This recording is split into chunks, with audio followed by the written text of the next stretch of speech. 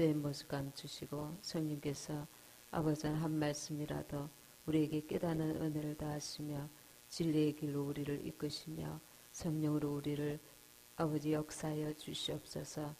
오직 성령께서 이 시간을 주관하시고 인도하여 주시옵소서. 예수님의 이름으로 기도합니다. 아멘. 야고보서 3장 지금 17절 말씀 제가 한 번 더 읽겠습니다.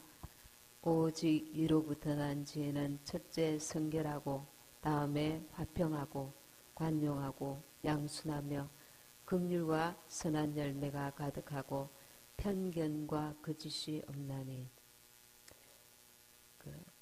하나님의 말씀이니까 이런 단어가 나오는 것입니다. 세상의 사람들이 이런 단어를 따로따로는 들을 수 있을지 모르지만 이 깊은 이렇게 균형을 맞추어서 조합을 맞추어서 이 몇 줄 안 되는 그 속에 이 깊은 내용들을 이렇게 어떻게 이렇게 깊은 단어들을 넣어서 참으로 이런 말씀을 이렇게 적을 수 있겠습니까? 이 오직 위로부터 난 지혜는 우리는 이 한 구절만 가지고도 우리의 삶이 얼마나 깊이 이 말씀을 묵상하고 우리 삶에 적용을 하면 깊은 은혜가 우리 영이 새로워질 수 있는 그 말씀인 줄 믿습니다. 오직 위로부터 난 지혜는 첫째 성결하고 첫째라고 했습니다. 성결해야 된다. 우리가 분별할 수 있는 잣대를 여기서 말씀이 가르쳐주고 있습니다. 첫째 성결해야 된다. 그리고 다음에 화평하고 하나님의 집에서는 하나님께서 그것을 원하셔요. 우리가 여기서 천국을 맛보기를 원하시고 천국을 체험하기 원하시고 천국에 사는 자처럼 살길 원하시거든요. 그래서 여기서 우리가 성결하고 다음에 화평하고 그리고 관용하고 우리가 다른 사람들에게 대해서 관용하는 마음을 품어야 될 것입니다. 양순하며 그러니까 신앙이 우리가 어떨 때 자라가느냐 하면 내 입장에서 생각하던 것을 이렇게 바꿔보는 것입니다. 남의 입장, 교회의 입장, 또 다른 사람의 입장 이렇게 그래서 저는 이렇게 낮아져 봤잖아요. 그래서 낮은 자의 심정을 하나님이 조금이라도 알게 하시고 느끼게 하십니다. 그런데 신앙이 자라가지 않으면은 하나님의 마음을 아프게 하는 것입니다. 그럼 어떻게 자라가야 되는가? 내 속에서부터 자라가고 그리고 바깥의 행동으로 변화가 일어나야 됩니다. 내 속에서부터 거부하면 신앙 그냥 교회 와서 예배드리고 그러면 되지 내 속에서부터 거부를 하면 안 되는 것입니다. 내가 어떻게 하면 신앙이 자라갈 수 있을까? 하나님의 말씀은 내게 무엇을 요구하고 있는가? 성령께서는 내게 무엇을 원하시겠는가? 제가 한날 전지 집사님이 어머니한테 밤낮으로 자기 몸은 부스러질지언정 거기에 헌신하고 하는 것을 보고 속으로 감탄했습니다. 저 속에 열정이 있구나. 그래서 이 사람의 열정이 하나님 앞에 부원받으면 하나님께서 귀히 쓰실 수 있는 그릇이 될 수 있겠구나. 그거를 하나님이 느끼고 보게 하시더라고요. 근데 아직까지 그것을 솟는 것을 보지 못했어요. 솟는다는 건 뭘 의미하느냐면 우리가 가장 사랑하는 사람을 위해서 내가 밤낮으로 헌신하고 사랑을 베풀고 무엇을 주고 그게 해도 그것을 계산하지 않습니다. 왜? 사랑하기 때문에. 사랑에는 계산이 없어요. 내가 이렇게 해줬잖아. 그런데 왜 당신은 나에게 이렇게 안 하지? 이건 사랑이 아닙니다. 이건 아가페 사랑이 아닙니다. 이건 하나님이 주시는 숭고한 사랑이 아닙니다. 사랑이, 깊은 사랑이 내게 오면 내 몸이 바스라지도 그것을 계산하지 않습니다. 그럼 우리가 지금 그 믿음이 우리에게 있느냐 말입니다. 하나님께 대하여서. 내가 가족에 대해서는 온몸이 부스러지고 자빠지고 죽음 직전에, 초죽음 직전에 가도 내가 네 때문에 이렇게 고통을 겪고 있구나. 이 죽일 놈, 죽일 자식, 막 이런 막 원수 같은 막 그런 마음을 갖지 않습니다. 당연히 자식이니까 당연히 내 온몸이 부스러지고 온 시간과 에너지와 잠을 못 자고 막 그 고통의 세월을 지나더라도 부모니까 자식이니까 당연하구나. 그냥 당연한. 그러나 너가 잘 됐으면, 내 이 몸은 죽더라도 너가 잘 됐으면, 건강했으면, 행복했으면, 정말 잘 살았으면, 그게 사랑이거든요. 하나님이 부모에게 주시는 그 사랑입니다. 그래서 그게 아가페 사랑입니다. 하나님이 우리를 그렇게 사랑하시거든요. 자기 자식을 사정없이 십자가에 못 박게 던져 놓으시고 죽음 직전에 예수님께서 엘리 엘리 라마 사박다니, 하나님이여 왜 나를 버리시나이까. 이 제자들한테도 버림받고 배신당하고 하나님께로부터 그 순간에 단절되는, 하나님께서 사정없이 원수에게 집어 던져서 죽음에 내어 놓으시는 그 처절한 부모, 자기 하나님과 단절되는 예수님의 그 단절의 고통. 아이가 부모를 손을 떼고 영영 헤어지는 그 고통을 예수님이 십자가에서, 독생자 예수님께서 처절하게 고통을 겪습니다. 몸의 고통뿐만 아니라 하나님께로부터 단절되는 고통을 겪으셨습니다. 우리가 예수님께서 십자가 달려 돌아가시고 우리를 예수님 믿게 하신 가장 중요한 목적은 무엇입니까? 나를 신부되어 데려가시려고, 나를 신부 만들어서 데려가시려고. 그럼 오늘 하루 내가 살 때에 주님의 신부로 살아야 합니다. 주님의 신부는 가장 중요한 것이 주님을 사랑해야 주님의 신부입니다. 사랑하면 사랑하는 자에게, 나를 사랑하는 자가 좀 허물이 보여도 이해되고 용서되고 관용되고 덮어지고 그렇습니다. 우리의 중심이 주님을 사랑하면 우리에게 그만한 주님의 긍휼이 입혀진다는 겁니다.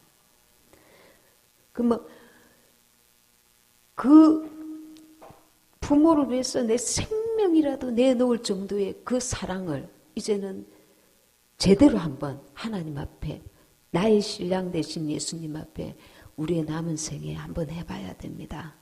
주님을 감동시킬, 우리의 삶 속에 그분이 가까이 오시면 오실수록 우리는 그분의 사랑을 깊이 아는 자 되고 느끼는 자 되고 누리는 자 되고, 그래서 내가 나타내고자 하는 그 열망을 주님께서 부어주십니다. 아버지 사랑, 예수님의 신랑의 사랑을 내가 받았기 때문에 그 사랑을 나타내야 되겠다는 그 마음을 부어주십니다. 그래서 야고보서 4장 8절 오른쪽에 한번 읽어보시기 바랍니다. 4장 8절 시작. 하나님을 가까이 하라. 그리하면 너희를 가까이 하시리라. 죄인들아 손을 깨끗이 하라. 두 마음을 품은 자들아 마음을 성결하게 하라. 그래서 두 마음을 품지 말아야 됩니다. 두 마음을. 그런데 우리는 두 마음을 자주 품습니다. 주님을 사랑한다고 하면서 돌아서면 세상에 더 뿌리를 깊이 내립니다.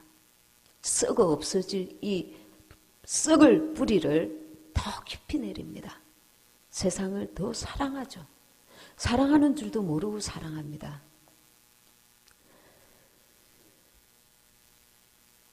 그런데 주님께서는 우리에게 방법을 가르쳐 주셨습니다. 그것이 무엇이냐면은 예수님의 보혈입니다. 예수님의 보혈을 의지하고 실패의 자리에서 다시 회복해야 합니다. 그리고 주님을 사랑한 것을 단지 내가 죄를 짓지 않고 그런 의미가 아닙니다. 그러니까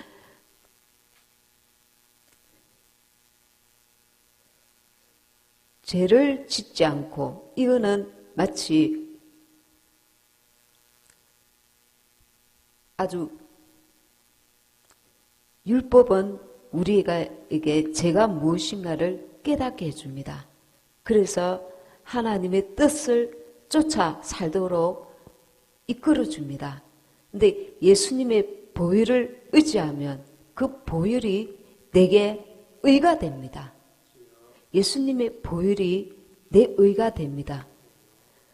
예수님의 보혈이 왜 의가 됩니까? 먼지가 묻은 이 어떤 물건에다가 먼지를 닦아내기 때문에, 원래 죄 있는 자였는데 깨끗해졌으니까 의로운 자가 되는 것입니다. 그러니까 의가 되는 것입니다. 내 의가 되는 것입니다. 나는 의가 없었는데 예수님의 보혈이 나의 의가 되는 것입니다. 그래서 보혈을 깊이 묵상하고 의지해야 합니다. 예수님의 보혈로 나를 덮어주시옵소서. 그러니까 그거는 무엇을 의미하느냐 하면, 예수님의, 내가 이런 죄를 짓고 저런 죄를 짓고 이런 의미가 아니라, 내가 죄의 그 먼지에 덮어쓰지 않도록 보혈로 차단막을 해주시는 것입니다. 보혈이 오면 어둠이 떠나갑니다. 다가오던 어둠도 예수님의 보혈을 가까이 하면 그 어둠이 물러갑니다. 전도서 2장 11절입니다. 전도서 2장 11절 시작 읽겠습니다. 시작. 그 후에 내가 생각해 본 적 내 손으로 한 모든 일과 내가 수고한 모든 것이 다 헛되어 바람을 잡는 것이며 해 아래에서 무익한 것이로다. 그러니까 하나님이 주시는 진정한 기쁨이 아니고서는 그 기쁨은 바람과 같은 것입니다. 이것이 세상이라는 것이죠. 세상의 물질과 사람과의 모든 관계도 마치 이런 것입니다. 우리가 신앙생활 할 때에 우리가 원수를 잡든지 잡혀 살든지 두 가지입니다. 그러니까 우리의 날마다 삶을 영적인 그 분별력을 반드시 가지고 살아야 됩니다.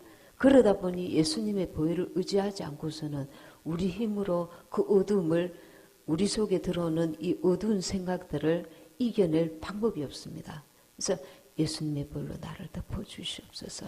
왜?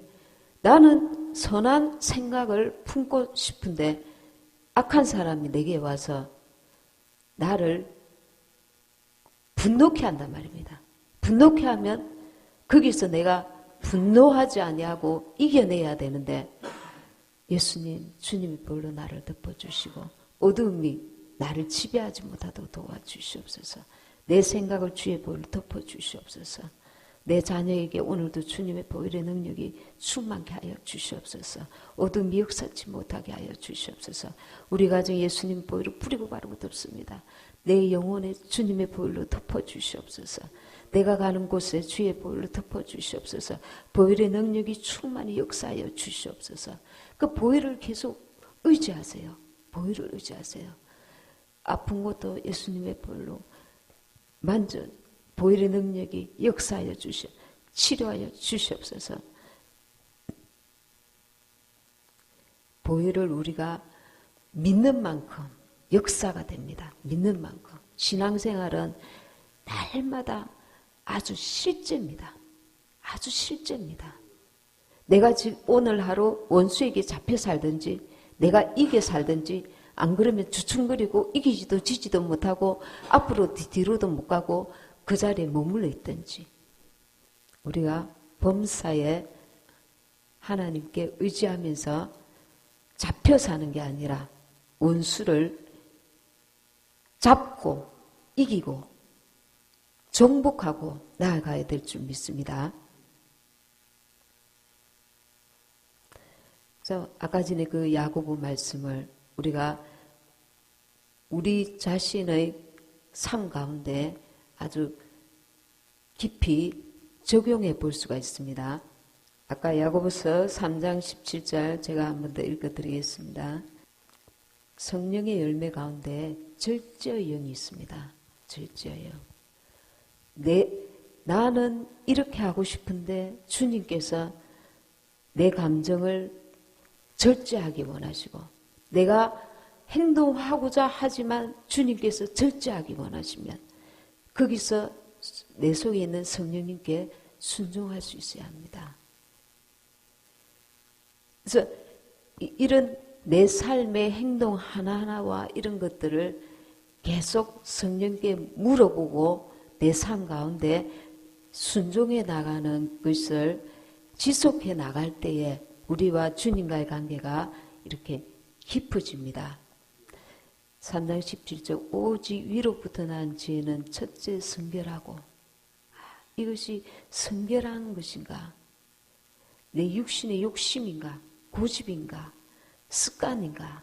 하나님께서 주신 것인가?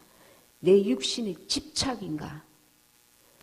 성결하고 다음에 화평하고 먼저는 하나님께 화평한 행동인가? 알면서 은근슬쩍 넘어가고 모른 척하는 이것이 성결한 것이 아닙니다. 더 민감할 때에 영의 은혜도 더 깊어지는 것입니다. 알면서도 모른 척하고 그러다 보면 주님께서 은혜를 주시려고 하는데 영혼을 성장시키려고 하는데 자꾸 스톱된단 말입니다. 너 이거 해라 이렇게 감동을 주셨는데 이것도 저것도 문제가 많아요. 나 못할 것 같아요. 하나님 보실 때에 너무 불쌍할 정도로 우리가 주님을 사랑해야 합니다. 다음에 화평하고 그리고 관용하고 이기적인 우리의 생각을 쫓아 행하지 않도록 양순하며 긍휼과 선한 열매가 가득하고 편견과 거짓이 없나니 여기서 중요한 것이 무엇이냐면 내가 성령을 이끌어가면 안 됩니다. 주님 나는 이러이러하니까 주님은 가만히 계세요. 내가 내 방식대로 살 거예요. 내가 이렇게 해야만 되겠어요. 모든 것에서 그렇습니다. 모든 것에서. 하나님 앞에 우리가 겸손해야 합니다. 내가 하나님을 이끌어가면 안 됩니다. 나는 이것밖에 더 못하겠어요. 그럼 너는 계속 거기에 머물러 있는 것입니다. 주님께서 이렇게 해라 하실 때 이 작은 음성에 귀를 기울여야 합니다. 나는 큰 일에만 할 것입니다. 이거는 자질구레한 일이잖아요. 이건 별로 중요해 보이지도 않고 이거는 내 적성에 맞지도 않고 다음에 다른 거 할 거예요. 가만 계세요. 작은 일에 충성된 자는 큰 일도 맡기신다 하셨습니다. 그래서 사람이 보기에 작은 일이지만 하나님 앞에는 작은 일이 없습니다. 하나님 앞에는 화장실 청소하는 게 작은 일 아닙니다. 하나님 앞에는 부엌 일을 하는 게 작은 일이 아닙니다. 하나님 앞에는 모든 교회 일은지 하나님께서 원하시는 일들에는 크고 작은 일이 없습니다. 18절에 화평하게 하는 자들은 화평으로 심어 의의 열매를 거두느니라. 이 화평도 사람이 생각하는 기준에서 화평이 아닙니다. 거룩함의 그 거룩에는 인간이 생각하는 그 착하고 악하고 그것이 아닙니다. 거룩에는 하나님의 뜻이 들어가 있어야 됩니다. 하나님의 뜻은 생명입니다. 생명이 있는 것이 하나님 앞에 어려운 것입니다. 사람이 볼 때는 착하고 좋은 일인 것 같는데 하나님 앞에는 그게 악이 될 수 있다는 것을 알아야 됩니다. 이것이 무엇이냐면 우리가 살아온 자기 방식대로 사는 거. 이게 착한 삶이었잖아. 이렇게 사는 게 원래 다른 사람들이 다 나 착하다 했어. 사람 앞에는 인정받을지 모르지만 하나님 앞에서는 끊임없이 너 그렇게 살지 마라. 너 왜 내 뜻대로 안 살고 네 뜻대로 사냐? 네가 살아온 습관대로 사냐? 돌아서라. 내가 무엇을 원하는지 내가 지시하는 대로 나아가라. 그게 거룩한 것입니다. 내가 하고 싶은 대로 하는 것은 거룩한 것이 아니라 자기 고집이요, 교만이요, 하나님 앞에서 악한 것입니다. 우리는 이 부분에서 하나님 앞에 사는 삶에 대해서 우리의 몸이 굳어져가 있습니다. 내가 어젯밤에 내일로 밤샘했어요. 그러니까 오늘 내가 이렇게 해도 되잖아요. 그러니까 하나님께서 수도봐야 시키실 때에 죽는 신용이라도 할 수 있어야 합니다. 죽는 신용이라도. 그게 순종이거든요. 예수님이 죽으셨잖아요. 거기서부터 순종이 시작되는 겁니다. 그래서 우리가 하나님 앞에 신앙이 성장하려면 결단이 필요하고 이 환경을 초월하는 결단 그리고 하나님 앞에 순수한 순종이 필요합니다. 내가 계획하고 내가 판단하고 내가 변명하고 내가 선을 끊는 것이 아니라 아브라함처럼 자기 자식까지는 못 내놓을지라도 내가 주님께 순종하는 신용이라도 해야 합니다. 야고보서 4장 17절 같이 읽겠습니다. 시작. 4장 17절 거기 있죠. 시작. 그러므로 사람이 선을 행할 줄 알고도 행하지 아니하면 죄니라. 하나님이 주시는 마음 그것이 선입니다. 그것을 주셨는데도 계속 무시하고 그러면 자기 영이 하나님과 관계가 둔해집니다. 신부와 신랑의 관계에 가장 중요한 게 뭡니까?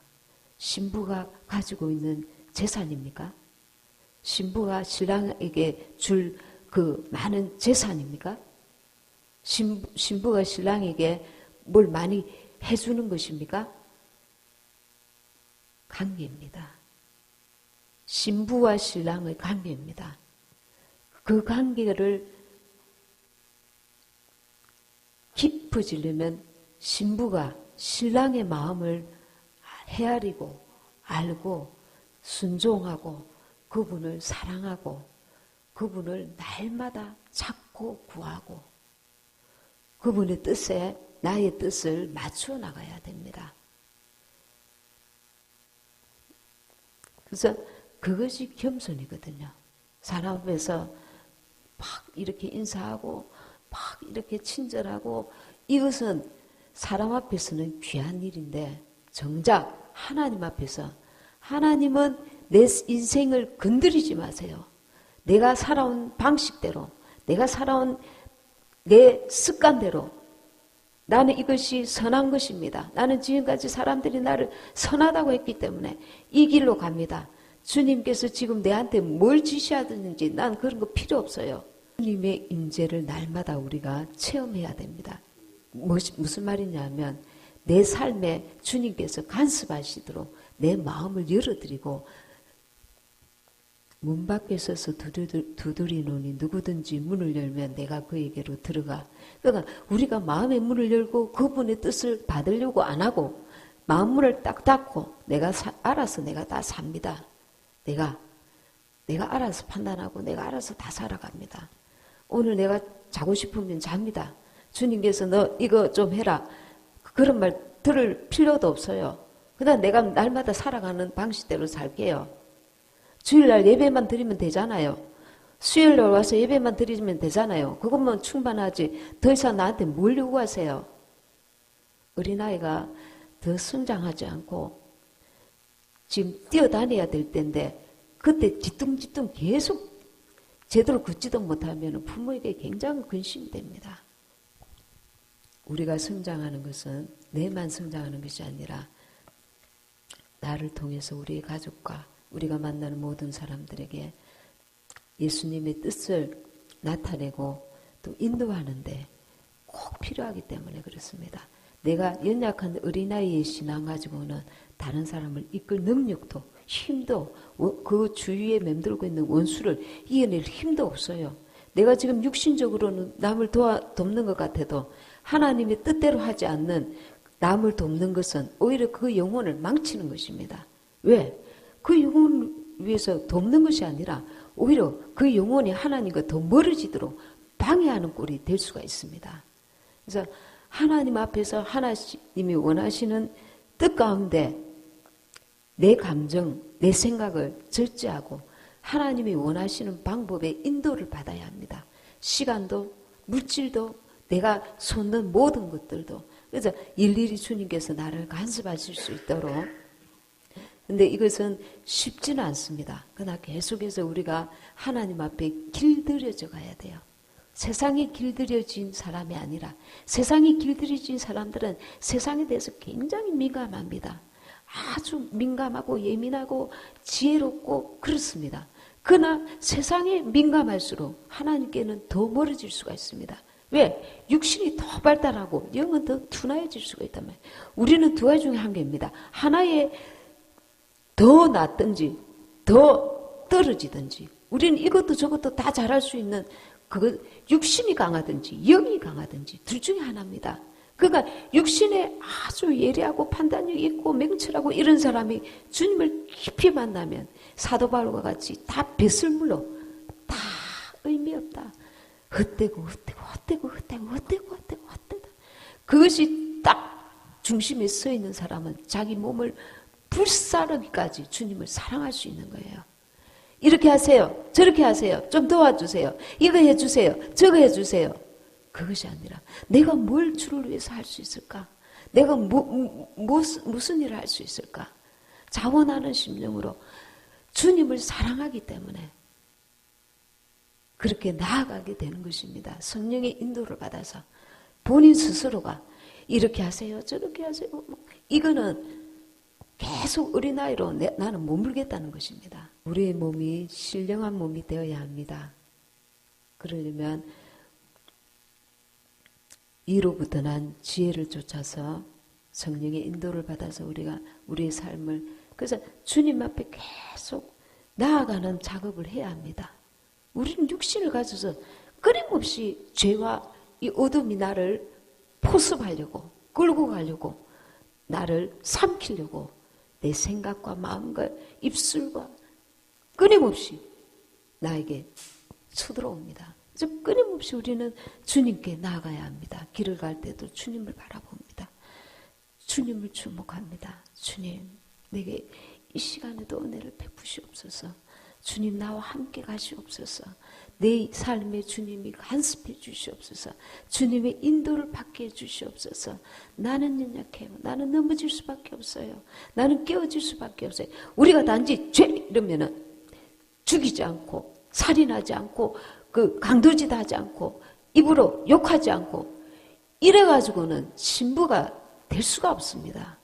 신부라는 것은 그분을 깊이 아는 자, 그분 뜻 안에 거하는 자, 그분과 날마다 동행하는 자, 에녹처럼 그분이 내게 간섭하시는 것이 내가 날마다의 삶의 순간에 그분을 느껴야 돼요. 그분을 느껴야 됩니다. 그것이 임재거든요. 임재가 없이는 휴거가 일어날 수가 없습니다. 주님과 동행하는 삶이 날마다 되어야만 내가 주님에 이끌려서 그 휴거가 일어나는 것입니다.